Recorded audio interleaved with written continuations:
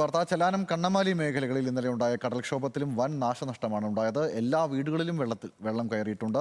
ശക്തമായ തിരമാലയ്ക്കൊപ്പം ചെളിയും വീടുകളിലേക്ക് ഇരച്ചു കയറി. ടെട്രാപോഡുകൾ സ്ഥാപിച്ച് വീടുകൾക്ക് സുരക്ഷ ഒരുക്കണമെന്നാണ് നാട്ടുകാരുടെ ആവശ്യം. കണ്ണമാലി ചെറിയ കടവിൽ നിന്നും സൈഫിന് അലിയാർ തയ്യാറാക്കിയ റിപ്പോർട്ട് കാണാം. ചെല്ലാനം പഞ്ചായത്തിൽ ഉൾപ്പെട്ട 5-ാം വാർഡ് ചെറിയ കടവിലാണ് ഞാൻ നിൽക്കുന്നത്. എൻ്റെ തൊട്ടു പിന്നിൽ കാണുന്ന കടൽ വളരെ ക്ഷോഭത്തിലാണ് ഇപ്പോൾ ഉള്ളത്. കടൽ കുറച്ച് കഴിഞ്ഞാൽ നന്നായി കടൽ കയറുന്നൊരു അവസ്ഥയിലുണ്ടാകും. ഈ നേരത്തെ കഴിഞ്ഞ തവണത്തെ കടൽക്ഷോഭത്തിൽ, കഴിഞ്ഞ വർഷത്തെ കടൽക്ഷോഭത്തിൽ തകർന്ന വീടൊക്കെയാണത്. ആ വീട് ഇന്നലെ ഉണ്ടായ കടൽക്ഷോഭത്തിൽ പൂർണ്ണമായും തകർന്ന് മുഴുവൻ നാമാവശേഷമായി.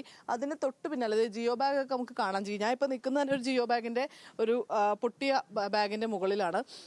തൊട്ടിപ്പുറയുള്ളത് ഒരു ഓടുമേഞ്ഞ വീടാണ്. ആ വീട് എപ്പോൾ വേണമെങ്കിലും തകർന്ന് വീഴാവുന്ന ഒരു അവസ്ഥയിലാണ്. കാരണം ഈ കാണുന്ന എല്ലാം വന്ന് അടിയുന്നത് ഈ വീട്ടിലേക്കാണ്, ഇവരുടെ മതിലിലേക്കാണ് വന്ന് പതിക്കുന്നത്. ഇവിടെയാണെങ്കിൽ പ്രായമായ 2 പേർ മാത്രമാണ് ഈ വീട്ടിൽ താമസമുള്ളത്. ഓടുമേഞ്ഞൊരു വീടാണ്. വലിയ രീതിയിലൊരു ബലമുള്ള വീടൊന്നുമല്ല. കുറേ വർഷങ്ങൾക്ക് മുമ്പ് പണിത വീടാണ്.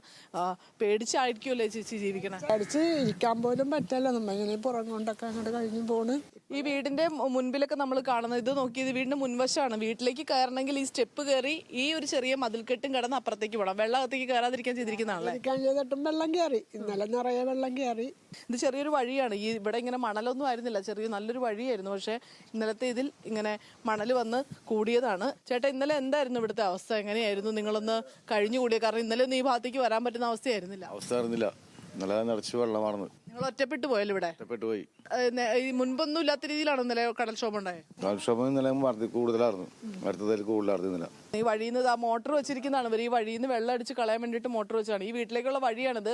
ഇതുപോലൊരു മതിൽ കടന്ന് വേണം ഈ വീട്ടിലേക്കും കയറാനായിട്ട്. ഇതിപ്പോ 3-4 വർഷമായിട്ട് ഇത് തന്നെ സ്ഥിതി. ഇപ്പോൾ മോട്ടർ ഇല്ലായിരുന്നെങ്കിൽ ഇന്നലെ വീട് നിറഞ്ഞ് പോയേനെ. അത്ര ശോചനീയമായ അവസ്ഥയാണ് നമ്മളിവിടെ കിടന്ന് കഴിയുന്നത്. ഇത് സർക്കാർ ഒന്നും, നിങ്ങളിത് എങ്ങനെ റിപ്പോർട്ട് ചെയ്യുമെന്നൊന്നും ഞങ്ങൾക്കറിയില്ല. പക്ഷേ ഇതിനൊരു സൊല്യൂഷൻ ഉണ്ടാവണം. മതില് കെട്ടിയേക്കുന്നുണ്ട്. ഈ വീടിന്റെ മുൻവശമാണിത്. ഇത് കുട്ടികളുണ്ടല്ലേ വീട്ടില്? ഇവിടെ 3 കുട്ടികളുണ്ട്. ഇപ്പൊ ഇന്നലെ തന്നെ ഇവിടെ വെള്ളം കയറിയപ്പാ ഞാനൊക്കെ ജോലിക്ക് പോയി ചേർന്ന്. ഇവിടെ ആരുമില്ല. നമ്മ അവിടെ നിന്ന് വിഷമിക്കും. ഇതിപ്പോ ഞങ്ങൾക്ക് വെള്ളം കിട്ടിയില്ലെങ്കിൽ ഞങ്ങൾ ഇത് കവച്ചു വെച്ച് വേണം വെള്ളത്തിന് പോകാനായിട്ട്. ഭയങ്കര ബുദ്ധിമുട്ടാണ്, വലിയ ബുദ്ധിമുട്ടാണ്. കാരണം സർക്കാരിന് മുമ്പിലേക്കാണ് ഇവർ ഈ പ്രശ്നം വെക്കുന്നത്. കാരണം ഉടനെ തന്നെ ഈ ടെട്രാപോഡ് വെച്ച് ഈ പ്രശ്നത്തിനൊരു പരിഹാരം കാണണമെന്നാണ് ഈ നാട്ടുകാരുടെ ആവശ്യം. ക്യാമറാമാൻ അഭിജിത്തിനൊപ്പം സൈഫിന് അലിയാർ, ന്യൂസ് മലയാളം, കൊച്ചി.